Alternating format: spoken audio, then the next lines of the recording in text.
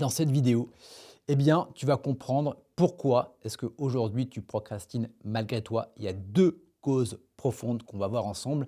Et surtout, d'ici la fin de la vidéo, eh bien, je vais te montrer les 5 étapes qui vont te permettre d'en terminer radicalement avec la procrastination. C'est parti. Et ce qu'il est intéressant de noter, et c'est pas moi qui le dis, c'est une étude de Harvard, c'est que la procrastination n'est pas due à la tâche, mais la procrastination est due à l'émotion qui va être engendrée par la tâche. Ça va être un manque de clarté, ça va être des doutes, ça va être également des peurs. Donc la problématique liée à la procrastination, ce n'est pas ton agenda en lui-même, c'est quelque chose de beaucoup plus profond. Et c'est exactement ce qu'on va voir, c'est exactement ce qu'on va identifier. On va voir ensemble, dans un premier temps, les deux causes profondes qui font qu'aujourd'hui tu procrastines. Et la première cause qui fait qu'aujourd'hui tu procrastines, et c'est quelque chose également qu'on a remarqué chez la plupart des entrepreneurs qu'on a accompagnés, c'est un manque de clarté. Un manque de clarté sur ta vision. Une vision tant professionnelle qu'une vision personnelle. En gros, ce n'est pas une question de flemme, c'est simplement que ton cerveau n'a pas un objectif clair à atteindre. Et à partir du moment où il n'a rien à atteindre, eh bien forcément, il ne va pas se mettre en mouvement. Donc la première des choses, c'est d'établir un objectif clair et concret. Donc si aujourd'hui tu as envie d'arrêter de procrastiner, tu vas devoir te mettre en place des objectifs clairs. Mais attention à ne pas tomber dans les 4 pièges que je vais te donner. Le premier piège, c'est de ne pas avoir un objectif clair. Si l'objectif n'est pas clair, ton cerveau ne va pas t'autoriser à te mettre en mouvement. La deuxième des choses, c'est de ne pas avoir de sens dans ton objectif. Si c'est exactement la même chose que quand tu prends des bonnes résolutions au 31, par exemple arrêter de fumer ou de perdre du poids, si tu es simplement motivé et que tu n'as pas du sens dans ce que tu fais, tu vas commencer et passer 30 jours, eh bien, à un moment, tu vas continuer à procrastiner. Tu vas retourner dans tes vieux schémas. Donc, de bien mettre du sens dans ce que tu fais et pourquoi ton objectif, il est important. Troisième piège, c'est ton objectif n'est pas le tien. Ça, c'est également quelque chose qu'on retrouve chez les entrepreneurs qu'on accompagne.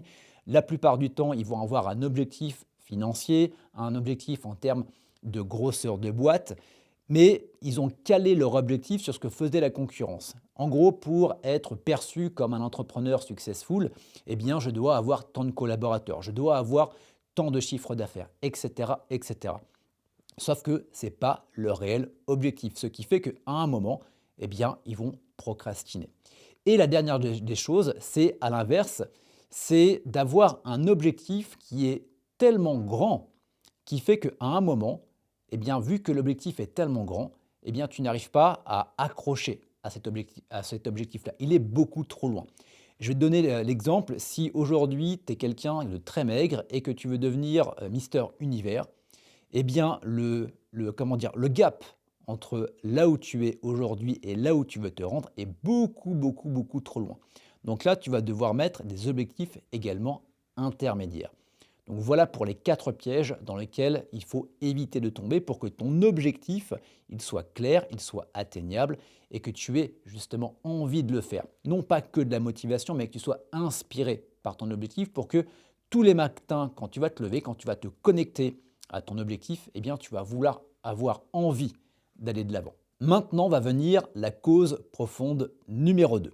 La cause profonde numéro 2, c'est la peur. La peur d'échouer, la peur d'être jugé, la peur de ne pas être à la hauteur, bref, la peur de ce que tu veux y mettre derrière. Et ça, c'est exactement quelque chose qui est arrivé à l'un des entrepreneurs qu'on a accompagné chez Kraken, qui était dans le domaine du e-commerce et qui voulait développer une autre partie de son activité. La problématique, c'est qu'à partir du moment où il allait faire ça, eh bien, il allait rentrer en concurrence directe avec un autre entrepreneur qui percevait au-dessus de lui. Et donc, il avait peur que cet entrepreneur se rende compte qu'il développe cette activité et qu'il le pourrisse sur les réseaux et qu'il lui détruise sa réputation. Donc, vu que ton inconscient, derrière, il n'a pas envie de te mettre en danger, eh bien, cet entrepreneur faisait tout pour ne pas le faire. Donc, ça faisait à peu près un an et demi qu'il avait ça un petit peu de côté, qui voulait le faire, mais qui au même moment, il n'y allait pas. Donc, il procrastinait sur ce projet qu'il voulait développer. À partir du moment où on a fait tomber la peur, et je te mettrai d'ailleurs son interview dans le i comme information ou dans la description de la vidéo YouTube, eh bien à partir du moment où on a fait tomber la peur, il s'est autorisé à développer son activité simplement parce que son inconscient ne le retenait plus. Et ça, c'est l'une des causes profondes avec le fait d'avoir un objectif clair. Si tu as un objectif clair, que derrière on enlève l'ensemble des peurs, et je te fais la métaphore, l'objectif clair c'est ton île au trésor, c'est là où tu veux aller, c'est là où tu veux te rendre. Et toutes les peurs que tu vas avoir, eh bien, ce sont tous les kraken qui se dressent entre là où tu es aujourd'hui et là où tu veux te rendre. Les kraken, ils ne sont pas méchants, ils sont simplement là pour te faire grandir, simplement pour te permettre de devenir la personne qui va être capable finalement d'aller sur cette île au trésor. Donc attention également, je veux mettre quand même un garde-fou par rapport à la procrastination et par rapport au mindset. Il faut bien comprendre que le mindset sans action ne sert à rien et l'action sans mindset ne sert également à rien. Donc ce n'est pas une question de choisir entre l'un ou l'autre, c'est d'avoir les deux en même temps, de travailler dans un premier temps et l'ordre est très important. Dans un premier temps, de travailler sur qui tu es, sur tes croyances, sur tes peurs et à partir du moment où tu as déverrouillé ton inconscient, à partir du moment où tu as déverrouillé, tu as fait tomber tes peurs, eh bien derrière, c'est à partir du moment où tu sais exactement où tu veux aller et qu'on a enlevé les freins, derrière, de faire quelque chose. Parce que si tu ne fais rien, forcément, il ne va rien se passer. Donc d'abord, je travaille sur mes croyances, sur mes peurs, sur ce qui me bloque. Et ensuite, je mets des choses en place parce que j'ai un objectif qui est clair et je vais pouvoir mettre en place des tâches en rapport avec là où je veux aller. Donc, comment concrètement en terminer avec la procrastination en 5 étapes? C'est ce qu'on va voir maintenant. À savoir que tout ça, je te l'ai résumé dans une trame. Ça s'appelle le board vision et mindset. Tu as le lien dans la description de la vidéo YouTube. Je t'invite à imprimer le document ou directement de l'avoir en ligne et de répondre à toutes les questions. Et tu vas voir qu'à partir de là, tu vas déjà gagner en clarté. Tu vas comprendre pourquoi est-ce qu'aujourd'hui tu procrastines et comment est-ce que tu vas pouvoir inverser la vapeur pour te mettre en action. Donc, la première étape, c'est quelque chose qu'on revoit tout le temps, tout le temps, tout le temps chez Kraken. C'est le fait de définir ou de redéfinir ta vision, pro et perso. Là où tu veux aller, ton île au trésor. Alors attention, par rapport à ça, il se peut que ton île au trésor, elle soit un petit peu floue. Tu ne sais pas vraiment où tu vas aller, tu as une idée de là où tu vas aller, mais ce n'est pas dans les détails, ce n'est pas grave. C'est quelque chose que tu vas pouvoir créer sur les différents jours, les différentes semaines, les différents mois.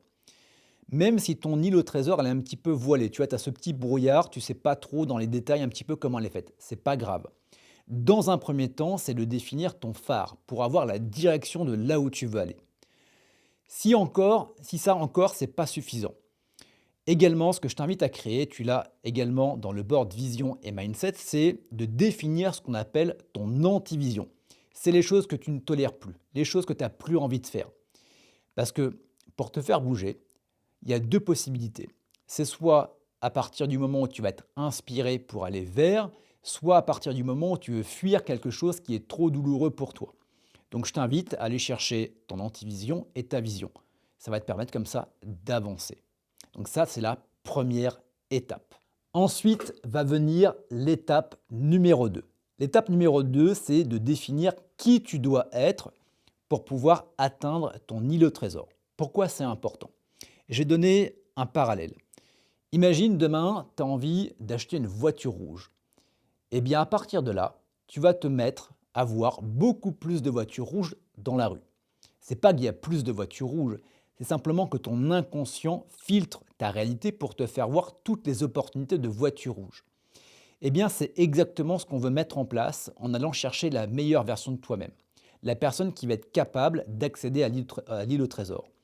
Parce qu'à partir du moment où tu as créé cette personne-là, à partir du moment où tu l'as identifiée, tu vas te mettre à penser comme cette personne-là et à agir comme cette personne-là. Qui fait que ton inconscient ne va plus créer ta réalité, ne va plus filtrer ta réalité avec la version de toi aujourd'hui, mais elle va la filtrer par rapport à la personne que tu as envie de devenir. Ce qui va te permettre comme ça de t'en rapprocher. C'est quelque chose qui est très, très, très puissant, mais qui au même moment va être extrêmement challengeant. Mais c'est, comment on va appeler ça? C'est la chose par laquelle tu dois passer si tu veux évoluer.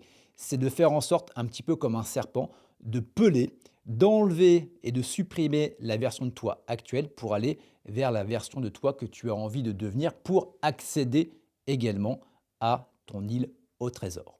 À partir du moment où tu as fait ça, va venir l'étape numéro 3. L'étape numéro 3, c'est de mettre du sens dans les tâches que tu fais aujourd'hui. Donc déjà, à partir du moment où tu vas faire l'étape numéro 2, tu vas voir que quand tu vas faire le listing de toutes les tâches que tu fais aujourd'hui, il y a peut-être des tâches que tu vas arrêter de faire et d'autres tâches que tu vas commencer à faire. Et sur les tâches que tu es en train de faire, si c'est une tâche pour une tâche, ça va être compliqué pour ton inconscient, surtout si c'est une tâche qui est challengeante, de se mettre en action. Donc là, le but, ça va être de créer un pont neurologique entre la tâche que tu fais et la vision. En fait, c'est de mettre du sens dans ce que tu fais. Et en quoi ce que tu es en train de faire ici va te permettre de te rapprocher de ta vision. Et si jamais tu ne la fais pas, en quoi ça t'en éloigne. Et à partir du moment où tu vas faire ça, tu vas voir que d'un seul coup, tu vas débloquer quelque chose au niveau de ton inconscient qui fait que ça va être beaucoup plus facile pour toi et beaucoup plus fluide de faire la tâche que tu fais aujourd'hui parce que tu as mis du sens dans ce que tu fais. Hyper important, étape numéro 3, mettre du sens dans les tâches que tu fais au jour le jour. Étape numéro 4, alors ça c'est ma petite création, j'en suis assez fier, c'est dans un premier temps de connaître ce qui est important pour toi dans la vie, tes valeurs. C'est également quelque chose qu'on voit dans le board Vision et Mindset.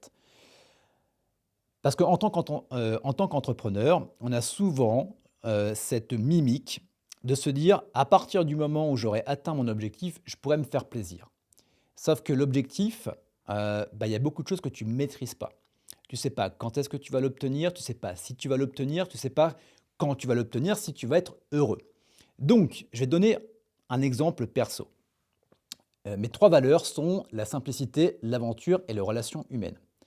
Donc, ce que je me fais, c'est que je me donne tous les 90 jours, par exemple pour nourrir ma valeur aventure, eh bien tous les 90 jours, je me mets un voyage. Là, par exemple, je vais partir en Angleterre, je vais passer 4-5 jours à Londres.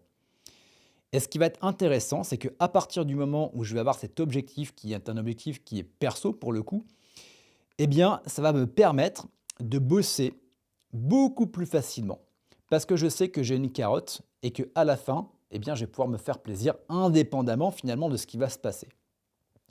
Donc le fait de marcher comme ça te permet de profiter sur le chemin déjà et ça va te permettre également d'avoir une récompense sur toutes les tâches que tu vas faire. Parce que si tu attends l'atteinte d'un objectif pour une récompense, ça va être beaucoup plus compliqué pour ton cerveau. Mais 90 jours, même 60 jours, bref, un mois et demi, bref, peu importe la date.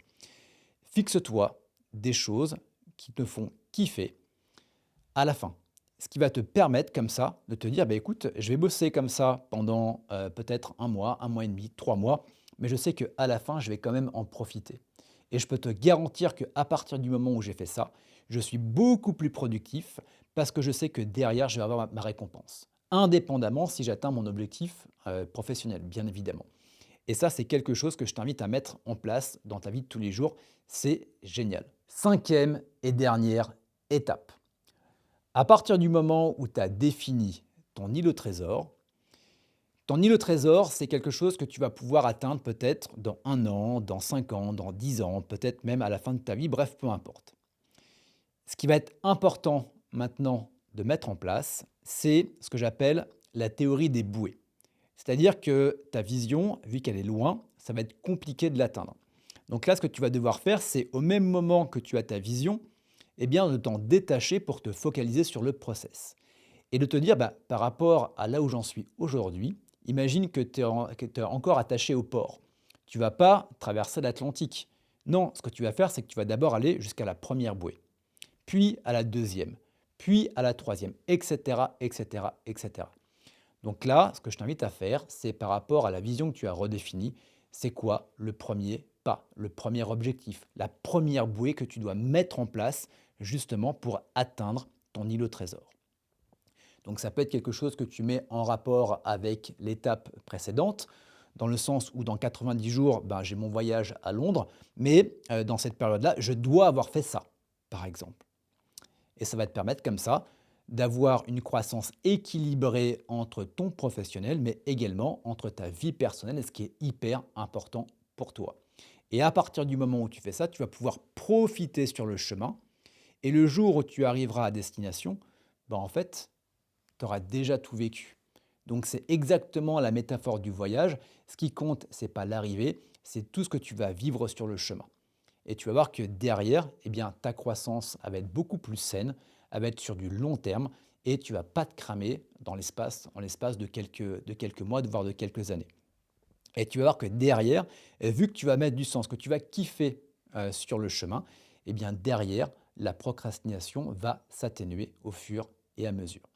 Voilà pour ça, comme tu peux le voir, donc on a travaillé ça en 2 parties. La première partie, c'est de bien comprendre qu'est-ce qui te bloque aujourd'hui et qui fait que tu procrastines et à partir de là, derrière, eh bien de le mettre en forme, de le mettre dans la matière, si on peut dire, de te mettre en place des choses qui vont te permettre d'arrêter de procrastiner parce que derrière, tu auras du sens, tu auras également un objectif, des sous-objectifs et tu auras également des tâches qui feront sens. Donc en gros, ça va te permettre de créer un écosystème qui fait que tu vas pouvoir comme ça évoluer étape par étape, par étape, par étape. Voilà pour cette vidéo. On se retrouve dans une prochaine et je te dis à très bientôt.